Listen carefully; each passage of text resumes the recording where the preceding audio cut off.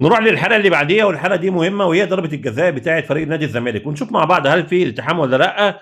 اول حاجه هنا هو لاعب الزمالك وصل للكره ولعبها.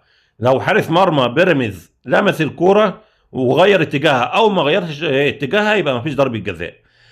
اول حلقه هنشوفها مع بعض هنا خطا على لاعب الزمالك، هنشوف مع بعض هتلاقي فيه التحام بالقدم.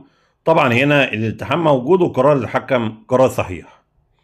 نروح للحلقه اللي بعديها، هنا خطا لصالح لاعب نادي الزمالك، هنشوف مع بعض هنا هتلاقي فيه التحام بالقدم من لاعب بيراميدز. انا شايف ان اللعبه دي كان لازم اللاعب ياخد فيها انذار، لان هنا اللاعب ما بيلعبش على الكره. بص قدم لعيب بيراميدز وبص الكره فين. هنا الحكم حسب المخالفه، لعبه زي دي كان لازم يبقى معاه انذار، لكن هنا الحكم حسب المخالفه بدون انذار.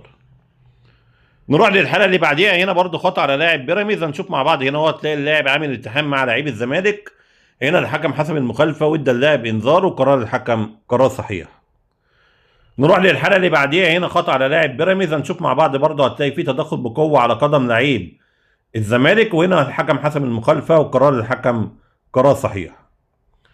نروح للحلقه اللي بعديها، هنا خطا على لاعب الزمالك، هنشوف مع بعض كده هتلاقي اللاعب عامل التحام ورافع القدم لمستوى خطر. هنا الحكم حسب المخالفه وادى اللاعب انذار، وهنا برضو قرار الحكم قرار صحيح. نروح للحلقه اللي بعديها، والحلقه دي مهمه وهي ضربه الجزاء بتاعه فريق نادي الزمالك، ونشوف مع بعض هل في التحام ولا لا. اول حاجه هنا هو لاعب الزمالك وصل للكره ولعبها.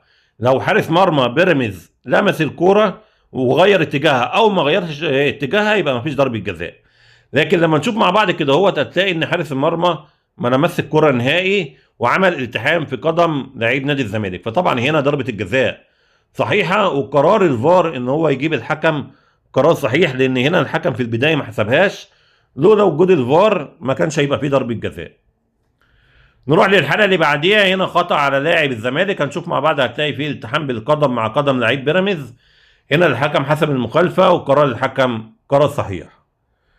نروح للحلقه اللي بعديها، هنا خطا على لاعب بيراميدز، هنشوف مع بعض هتلاقي فيه تدخل بقوه وفي التحام في القدم من الخلف. انا شايف بقى ان لعبه زي دي برضو كان لازم الفار يتدخل. هنا الحكم حسب المخالفه وادى اللاعب انذار، لكن التدخل بالطريقه دي فيها تهور وفيها تعمد، لان هنا لعيب بيراميدز ما لعبش على الكوره ولعب على قدم لعيب نادي الزمالك. لعبه زي دي كان لازم يبقى معاها تدخل من الفار، لان هنا الحكم حسب المخالفه وادى اللاعب انذار، وطبعا لو الفار اتدخل كان ممكن يبقى فيها حاله طرد على لعيب بيراميدز. دي كانت اهم الحالات التحكيميه في مباراه نادي الزمالك وفريق بيراميدز. شكرا.